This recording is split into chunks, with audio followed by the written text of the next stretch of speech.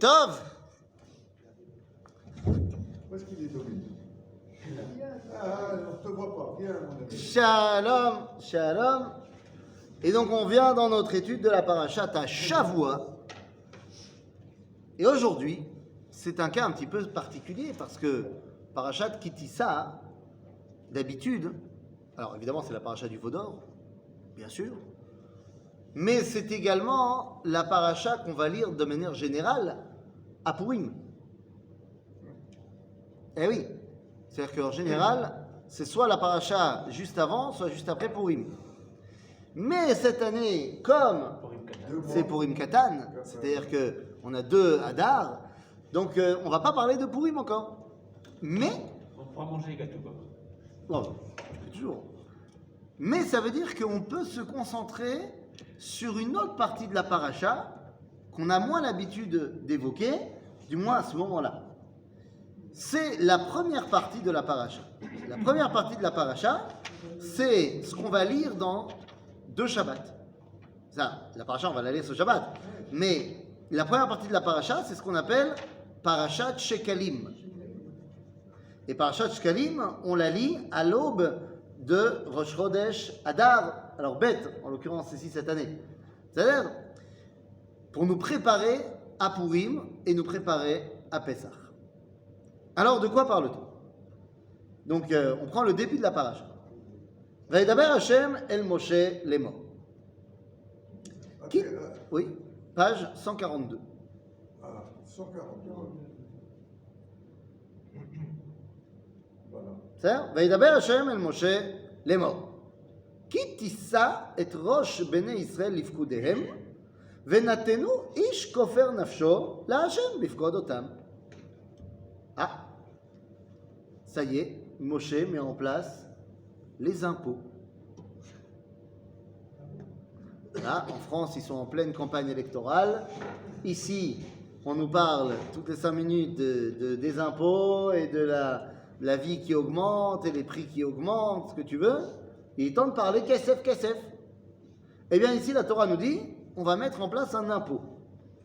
Mais il est très bizarre cet impôt. Parce que c'est pas un impôt sur le revenu, qui va donc dépendre de tes revenus. C'est un impôt égal pour tout le monde. Je ne sais même pas si ça existe, ça, en France, en Israël. Mais si, mais tous les produits à TVA, par exemple. Ah, tu dis la TVA, ouais. Non, ouais, la TVA, c'est la même pour tout le monde. Mais la TVA, c'est pas moi qui dois donner la TVA. C'est les vendeurs qui, dans leur prix, ils incluent la TVA. Ouais, mais c'est toi qui la paye. C'est moi qui la paye, mais c'est pas moi qui la donne. C'est un impôt indirect. C'est-à-dire, si j'achète pas, je paye pas la TVA. Ou alors, si je vais acheter que à Eilat, je paye pas la TVA non plus. Ouais, tu rêves. Je rêve. Quoi, je rêve? Parce qu'il y a toujours quelque chose. Ah, il va, oui. Tu dis qu'on a réussi à nous Halloween comme ça. Non, non. Ici, on nous parle d'un impôt que chacun va devoir donner. Pour faire marcher le quoi? C'est ça la question. Iné. ויתנו איש כופר נפשו להשם בפקוד אותם, ולא יהיה בהם נגף בפקוד אותם. D'abord, cet impôt, il sert à quoi? C'est pour compter Pour les compter. la population. D'abord, l'ifkod otam. C'est d'abord pour les compter. Voilà. Et donc, il n'y aura pas de negef, il n'y aura pas d'attaque lorsqu'ils seront comptés. Ma sipo. Pourquoi est-ce qu'il y aurait une attaque si on compte les gens? Produit attaque. Épidémie. Et puis, oui, une attaque, je veux dire, pas forcément militaire. Negef, Negef, c'est pas forcément non plus un virus. Negef, ça veut dire que tu seras mis en danger. D'accord? Ça peut être un virus, ça peut être une armée, l'objet. Pourquoi est-ce que je risque d'être mis en danger si je compte?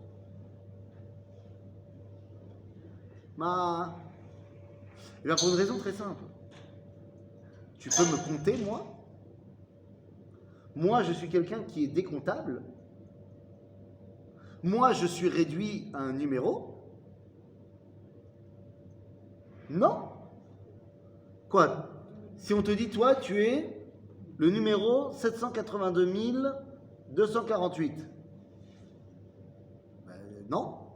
Non, je suis Ethan. Je ne suis pas 740 248.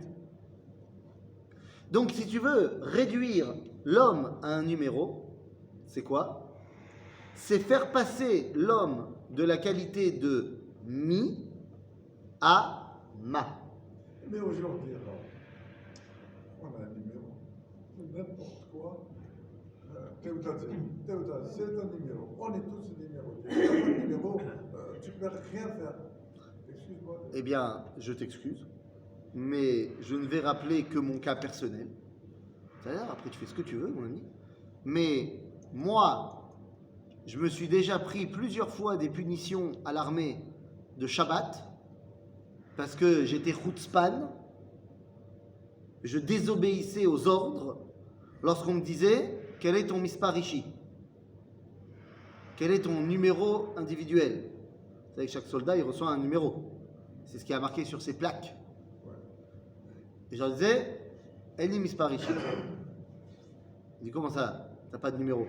Et non, j'ai pas de numéro. Moi, Ethan Fison. Ethan Fison, lo misparishi. Il dit tu veux pas me... באמצע. כן.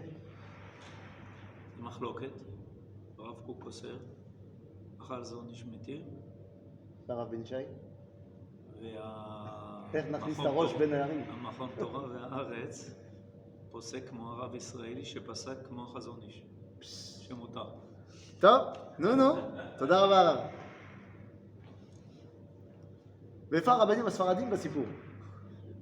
זה בעיה. בקיצור, אוקיי, on revient à notre histoire. אני איתן פיזון, אני לא 619-6625. C'était ça mon mispar ici. Tu vois, je le connaissais. Et je dis non, Annie est un fison. Ma grand-mère, on lui a mis un numéro sur le bras à Auschwitz. Moi, je suis pas un numéro. Alors tu me dis, mais t'as ta Théouda Zéout, tu la donnes tout le temps. À chaque fois qu'on me demande ma Théouda Zéout, que ce soit au Misradap ni machin, je leur dis, Ethan Fison. Ils disent, oui, mais pour l'ordinateur, j'ai besoin de votre numéro. Ça, je leur donne. Donc je suis d'accord avec toi que pour des raisons informatiques, parce qu'il peut y avoir deux Ethan Fison. Oui, mais ici, ils font le contraire. Théoda Zéout, et après, il te dit, et votre nom?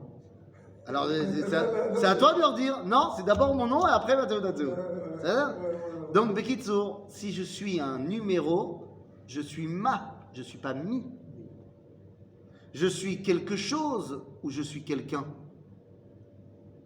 C'est toute la différence, Rabotai. Donc, ici, on nous dit, tu vas donner un impôt, tu vas donner quelque chose pour qu'on puisse te compter. Parce que toi, on ne peut pas te compter. Ok? Agave, moi j'ai une neshama. Ma neshama, elle est infinie. Elle n'est pas numéricable. Elle est infinie. Donc, Velo Yanegev Bifkodotam. Zeyitenu. Mais c'est Zeyitenu. Nous dit Rashi, que Moshe a eu du mal à comprendre. Rashi te dit Zeyitenu, er'alo kemin matbea shel esh. Et ça fait partie des fois où Moshe il a eu du mal à comprendre. Là-bas. Pourquoi Moshe il a eu du mal à comprendre? Parce que qu'est-ce qu'il faut donner? Regardez. Kol haover ala pekudim machatzit hashakel ou hashekel. Beshekel hakodesh. Il faut donner quoi? Un demi-cycle d'argent. Pourquoi Moshe il a eu du mal à comprendre? Parce que c'était un demi-cycle. Moshe, il n'arrive pas à intégrer les moitiés de choses, ou les choses pas complètes. Moshe ou Shalem. Moshe, il est entier. Et donc pour Moshe, ça n'existe pas un demi. C'est comme quand Dieu il lui avait dit, pour Rosh Chodesh, qu'il lui avait montré la lune, Bechidusha, il avait marqué Itkasha Moshe. Il dit, moi je sais comment on fait Kadosh quand c'est Shalem, quand c'est rond, mais pas quand c'est moitié. C'est-à-dire? Donc ici, Akadosh Baruch Hu lui apprend la dimension de la Ishtalmut. tout n'est pas que shlemut, il y a ici également la ishtalmut, comme dit le Rav Kook. Il y a donc la perfection et il y a également le perfectionnement. D'accord? Alors, ok. זה ייתנו כל העובר על הפקודים מחצית השקל בשקל הקודש, 20 גרה השקל, מחצית השקל תרומה לשם. Et donc, qui doit donner ce demi-cycle d'argent, qui coûte combien d'ailleurs? Kama ze machatzit shekel? 18 shekels. Aujourd'hui, on dit, ouais, plus ou moins 20 shekels. Voilà. Plus ou moins 20 shekels. Est-ce que c'est faisable, à votre avis, pour tout le monde? Bah oui. Oui. Et c'est pour ça qu'on nous dit, Kol ha'over ala pekudim mi ben 20 shana v'ma'ala, yiten terumat Hashem, et ashir lo yarbe, ve'adal lo yamit. Il n'y a pas de possibilité pour les riches de se la péter et de donner plus, et il n'y a pas non plus de anachot, il n'y a pas non plus de, comment on dit en français, de réduction pour les pauvres. Donc c'est un impôt très particulier parce que tout le monde donne la même chose. Pour dire quoi? Pour dire que quelque part, on est tous égaux. L'égalité, fraternité. C'est-à-dire que peut-être que toi, tu as une maison à 7 étages et que moi, je vis dans une tente, Pareil. mais on est égaux. À quel niveau on est égaux? Dans notre appartenance au peuple juif, on est égaux. Dans notre relation à Dieu, on est égaux également. Parce que la question se pose maintenant, mais à quoi ils servent ces machatziot shekel? Ça sert à quoi? On va faire quoi avec? Zetrouma la Hashem. Ma osim? Ils vont servir à quoi? ולקחת את כסף הכיפורים מאת בני ישראל ונתת אותו על עבודת אוהל מועד והיה לבני ישראל לזיכרון לפני השם לכפר על נפשותיכם. Donc à quoi vont servir cet argent-là? Le service. Le service. À acheter quoi? Alors, nous dit ici Rashi, iné, à l'avodat Oel Moed, on dit qu'il y a eu 3 choses. Il y a 3 choses qui vont servir à, qui vont être utilisées avec machatzit à shekel. Hein? C'est pour le socle. Alors, c'est pour les socles du Misbéach, pas du Misbéach, du Mishkan, c'est pour les adanim chez la Mishkan, qui sont faits en argent. Les socles sur lesquels on met les poutres qui vont permettre de tenir le Mishkan. On va également donner Echad Trumat Adanim, Vechad, Vacheniti al. Qu'est-ce qu'il dit? Attends, où est-ce que c'est marqué? Je vais te dire exactement. Voilà. Vachenit, les korbanot à Tzibour. C'est aussi avec ça qu'on va acheter tous les korbanot de l'année. Mais pas les korbanot que toi et moi on doit amener parce qu'on a fait une faute. Korban Tzibour. Ok? Korban Tamid, Shel Shachar, Tamid Shel Ben Arbaim. Hein? Les korbanot tamid. C'est les korbanot Tamid, il y en a d'autres aussi. Il y a d'autres korbanot Tzibour que Tamid pendant les fêtes. Mais korbanot Tzibour. Ve'ashlishit, Trumat HaMishkan. C'est ce qui va aller également à la construction du Mishkan, ce qu'on va faire en argent. Mais, donc ça veut dire que ce machatzit à shekel, que moi je vais donner, va servir à quoi? À régler la relation de tout Israël avec Dieu.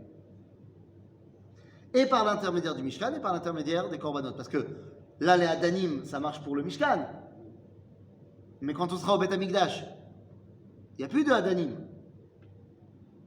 Donc, ça servira au korbanot Tzibour uniquement. Donc ça veut dire que moi, mon machatzit à shekel sert à la bonne relation de tout le peuple juif avec Dieu. Tout le monde a participé. Négoudin. Tout le monde a participé.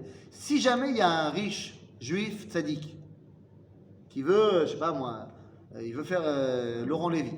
Voilà. Il est fan du Beth Amikdash, il veut construire le Beth Amikdash et il dit, moi, je fais un chèque et je fournis les korbanot pour les 5 premières années du Beth Amikdash. Assour. Korbanot Tzibour, c'est pas un homme qui peut les donner, très gentiment d'ailleurs, mais il peut pas. Maintenant, au-delà de ça, te pose la question, la Gemara, hein, dans le traité de Megillah. Lama, on dit Parashat Shkalim avant Purim. J'ai très bien compris l'idée dans la paracha. Et j'ai compris aussi pourquoi on doit dire Parashat Shkalim avant Pesach. Pourquoi on doit dire avant Pesach? Pour prévenir les Juifs de ne pas oublier, quand ils vont arriver à Pesach au Beth Amikdash, d'amener leur machatzit à shekel.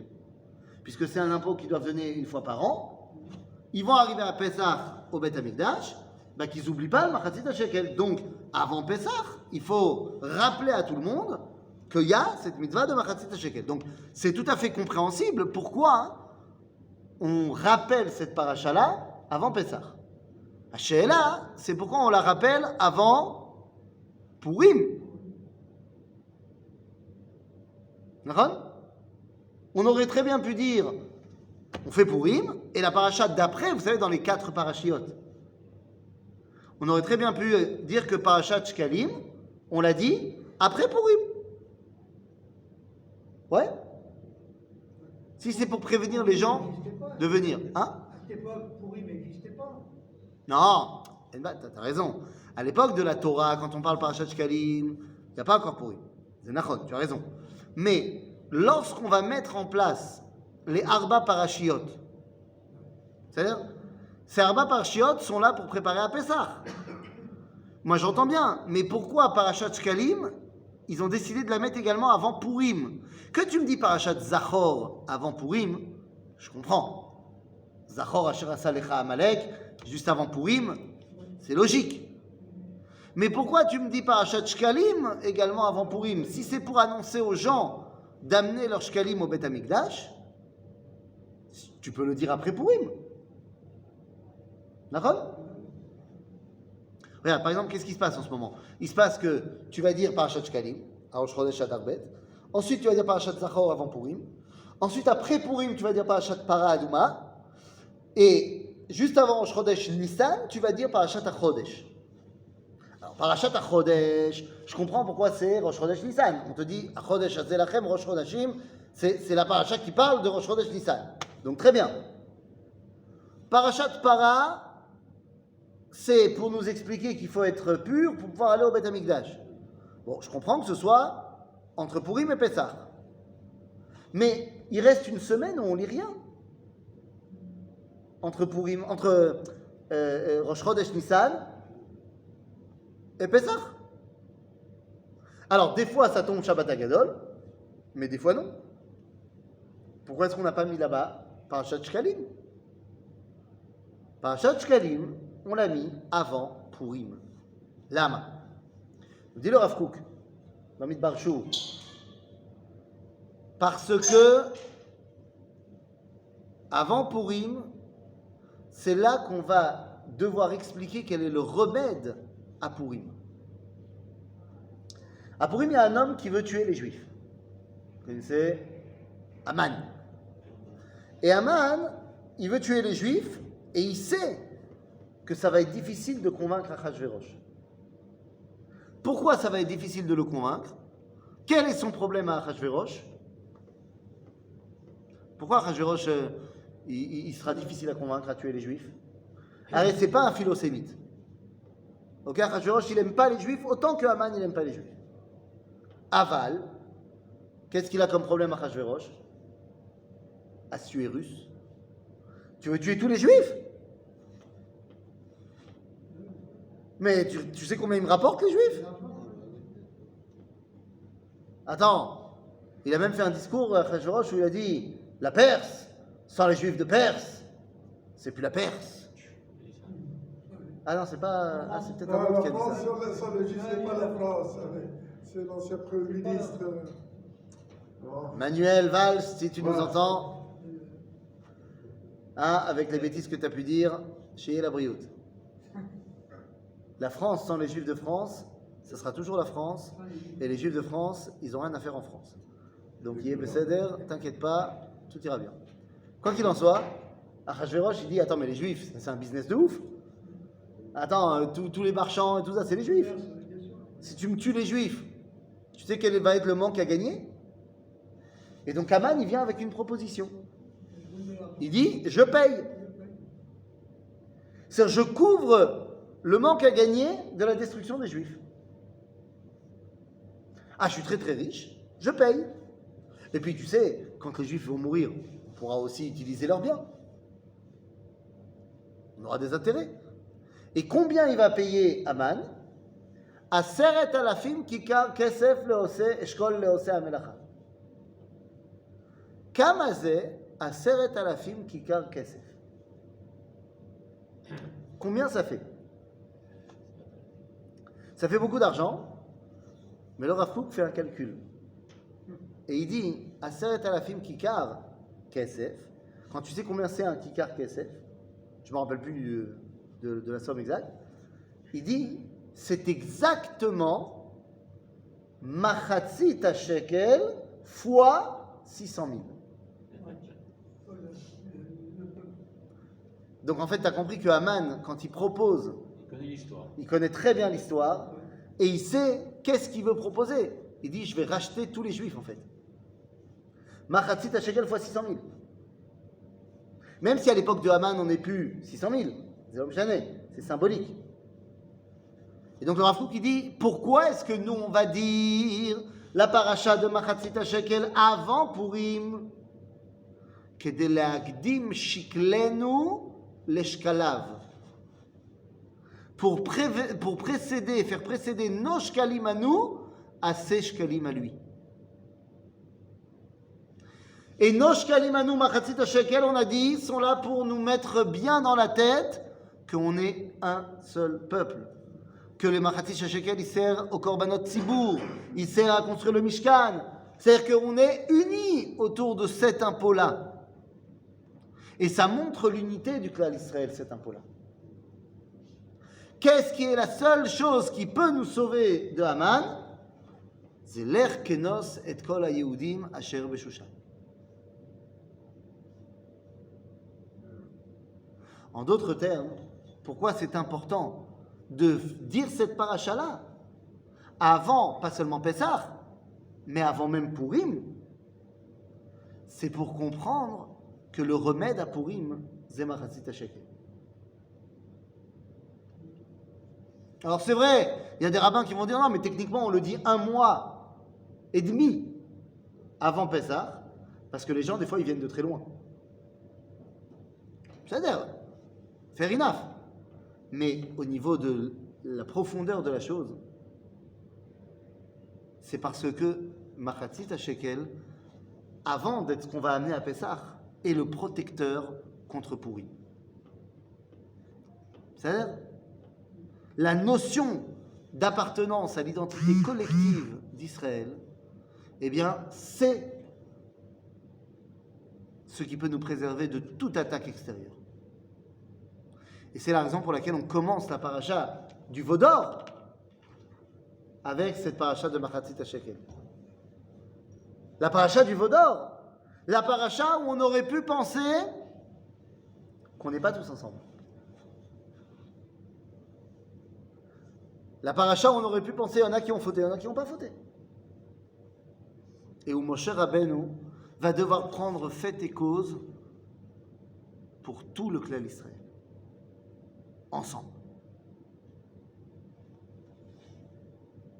La paracha continue en nous disant Ve'asita kior nechoshet ve'kano nechoshet lerortza ve'natata oto ben Ohel Moed u'ben hamizbeach ve'natata shama mayim ve'rachatzu Aaron u'banav ממנו את ידיהם ואת רגליהם בבואם אל אוהל מועד יחצו מים ולא ימותו או בגישתם אל המזבח לשרת להקטיר איש של השם ורחצו ידיהם ורגליהם ולא ימותו והייתה להם חוק קולם לא לזרוע לדורותם.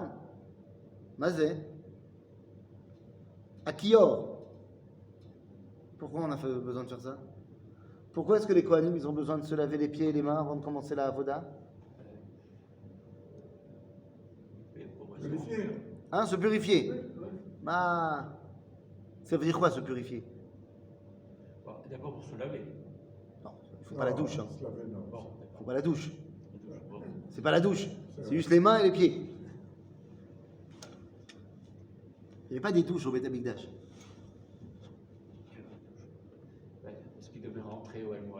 sortir. Donc, il y avait une sorte de méritza qui me permet. Et pourquoi? Non, mais là, la mérita, c'est autre chose. Là, ils doivent se laver pour se purifier. Comme nous, on fait une Netilat Yadayim. Chez la lame. Parce que tu vas t'occuper maintenant de Kedusha. Pour s'occuper de Kedusha, il te faut de la Tahara. Tahara, ça veut dire la connexion avec la vie. L'eau, c'est la vie. Donc c'est la connexion avec la vie, la Tahara, la pureté.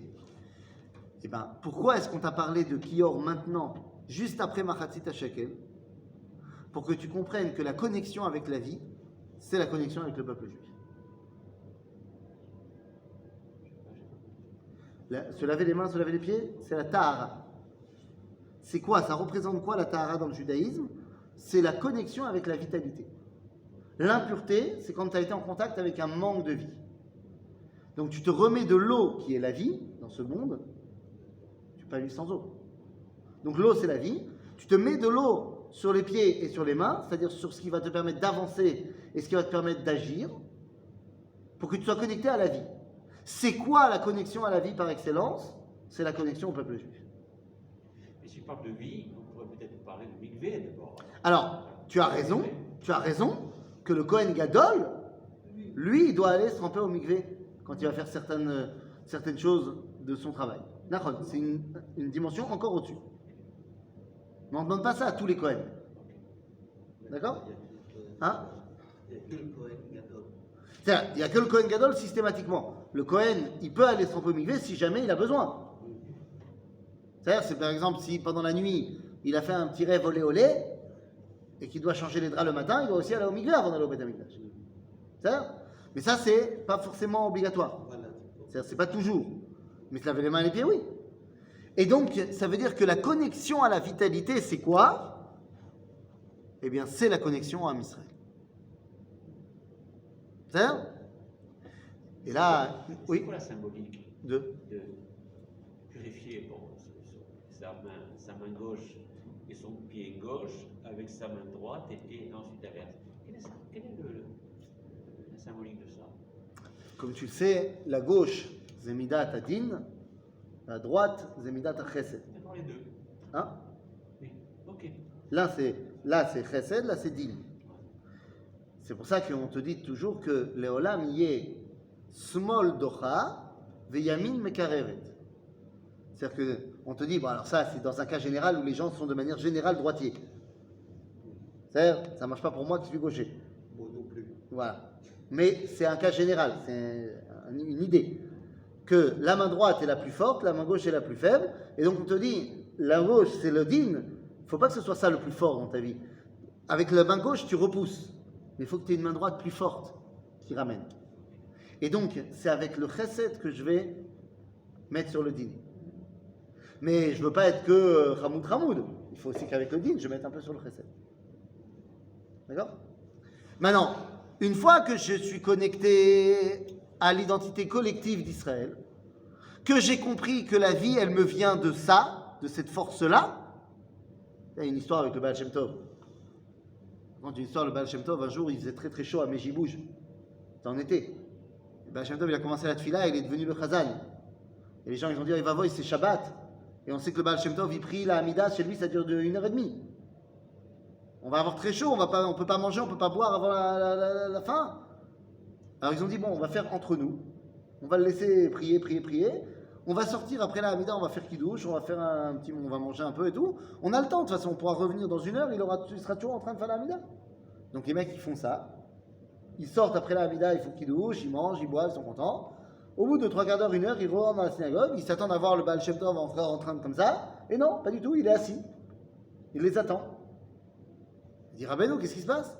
Il dit, quoi? Vous croyez que je m'élève dans les mondes supérieurs avec ma Hamida tout seul? C'est grâce à vous, grâce au Minyan. Vous êtes parti, je suis tombé. C'est pas moi. Donc une fois que tu as compris que tu étais connecté à l'entièreté du Ham Israël et que c'est ça qui te donne la vitalité, alors qu'est-ce qu'on te dit? Vaïdaber Hashem el Moshe el Emor, ואתה קח לך בשמים ראש מאור דרור 500 וקינמון בושם מחציתו 50-200 וקנה בושם 50-200 וקידה 500 בשקל הקודש ושמן זית העין ועשית אותו שמן משחת קודש רוקח מרקחת מעשה רוקח שמן משחת קודש יהיה ומשכת בו את אוהל מועד ואת הארון העדות ואת השולחן ואת כל כליו ואת המנורה ואת כליה ואת המזבח הקטורת ואת מזבח העולה ואת כל כליו, ואת הכיור ואת קנו, וקידשת אותם, והיו קודש קודשים, כל הנוגע בהם יקדש. Là, il faut faire quoi maintenant? Shemen המשחה. Préparer l'onction. L'onction. On va mettre sur tous les ustensiles et sur Aaron et les Kohanim. Là, Mama Kesher Arshav, si tu as compris que tu ne peux pas te détacher de l'identité collective d'Israël, si tu as compris que c'est ça qui te rattache à la vie, alors je vais te donner un moyen mémotechnique de te rappeler. On va mettre de l'huile dessus. Parce que l'huile, ça ne se mélange pas avec les autres. Il y a une particularité dans l'huile. C'est pour ça d'ailleurs qu'il y a des communautés qui ont le minag à Hanouka d'allumer avec de l'huile, mais de mettre de l'eau dans le truc d'huile pour montrer la séparation. Oui, on faisait ça, ma mère faisait ça. Tu vois? Montrer la séparation qu'il y a entre le peuple juif et le reste du monde. וקידשת אותם קודש קודש, והיו קודש קודשים כל הנוגע בהם יקדש. ואת אהרון ואת בניו תמשך וקידשת אותם לכהן לי. ואל בני ישראל תדבר לאמור שמן משחת קודש יהיה זה לדורותיכם. על בשר אדם לא ייסח ובמתכונתו לא תעשו כמוהו. קודש הוא קודש יהיה לכם. איש אשר ירקח כמוהו ואשר ייתן ממנו על זר ונחת מעמיו. Tu n'as pas le droit de faire cette huile-là pour ta consommation personnelle. Parce que c'est tourné vers la collectivité d'Israël. C'est tout. Ok, j'ai compris que Am Israël, tu ne peux pas le séparer. J'ai compris que c'est cette unité-là qui donne la vie. Et j'ai compris qu'il faut préserver cette vitalité-là en la séparant du reste. ויאמר השם אל משה קח לך סמים נטף ושחלת וחלבנה סמים לבונה זכה בד בבד יהיה ועשית אותה כתורת רוקח מעשה רוקח ממולח טהור קודש ושחקת ממנה הדק ונתת ממנה לפני העדות באוהל מועד אשר יוועד לך שמה קודש קודשים תהיה לכם והקטורת אשר תעשה במתכונתה לא תעשו לכם קודש תהיה לך להשם איש אשר יעשה כמוה להריח בה ונחת מעמיו. Ok. Dernière chose à mettre en place, la kétoret. Parce que c'est bien beau d'avoir dit que l'identité collective d'Israël est irremplaçable, que c'est elle qui me connecte avec la vie et que donc elle n'est pas mélangée avec quoi que ce soit. Mais la kouchia que je peux donner, c'est quoi? Et particulièrement dans la paracha de Kitissa, on va me parler de gens qui fautent. Peut-être que si tu as fauté, tu n'es plus rattaché à tout ça. Peut-être si tu as fauté, on te dégage. La kétoret, elle est formée de combien d'éléments? Combien d'encens, d'épices différentes il y a dans la kétoret? 11. Lama. Lama 11. Les 11 font référence à quoi? Dans la tradition juive, Achad Asar, on dit dans Echad mi Yodea de Pesach, Achad Asar, Korvaya, les 11 étoiles du rêve de Yaakov. De Yosef, du rêve de Yosef. C'est quoi les 11 étoiles dans le rêve de Yosef? Yosef, il rêve que la lune, le soleil, la lune et les 11 étoiles se prosternent devant lui. Alors, soleil, la lune, c'est son père, sa mère. C'est quoi les 11 étoiles? Ses frères. Lorsque les frères entendent ce rêve, ils sont contents ou pas contents? Mais non, ils sont pas contents, les frères, au début. Pas contents, sauf un. Réhouven est très heureux.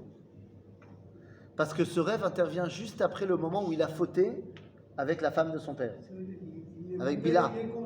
Et voilà, il pensait qu'à cause de sa faute, peut-être qu'il n'était plus compté dans le peuple juif. Et il voit qu'il y a 11 étoiles, que donc il en fait partie. Il comprend à ce moment-là que Afalpi Shechata Israël hu. Que bien qu'il ait fauté, il reste membre à part entière du peuple juif. Quelqu'un disait tout à l'heure, tu ne peux pas te convertir dans le judaïsme. Tu ne peux pas te convertir à quelque chose d'autre. Tu restes juif. La Ktoret, elle a 11 épices différentes pour nous rappeler cela. Et d'ailleurs, parmi ces 11 épices, il y en a une, c'est la Chelbena. Chelbena, en français, je crois qu'on dit galbadium. Mais ça pue. Ça sent pas bon. Ouais, mais quand il la mélange, c'est des Ah, donc nous dit le tour, Ken, la Tourim, que la Chelbena c'est Keneged Areshaim. Ça fait référence au Reshaim. T'aurais pu penser qu'il faut l'enlever. C'est pour ça que la Braïta nous dit Veim chisar echad mikol samamena chayav mita. Pourquoi tu aurais pensé d'en enlever un? Parce que la Chelbena, je voulais l'enlever. Non. Et quand tu la mélanges aux autres, ça donne encore une meilleure odeur au reste.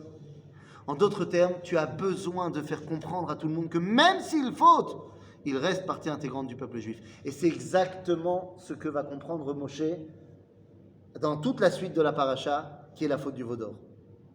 Où Moshe va prendre conscience et va plaider envers Akadosh Baruch Hu que ce peuple juif-là, on ne peut pas le disloquer, on ne peut pas le tuer, on ne peut pas le mélanger à d'autres et on ne peut pas s'en séparer. Voilà pourquoi la paracha de Kitissa, qui nous parle de la faute, fait ces 4 introductions. Machatzit shekel, Netilat yadayim veraglayim, Shemen hamishcha, ve'aketoret. Une fois qu'on a dit ça, on est bon. On est bon et on peut lancer effectivement l'histoire du veau d'or. Mais ça, c'est ce qu'on verra peut-être une prochaine fois. Chazak ou Balzac.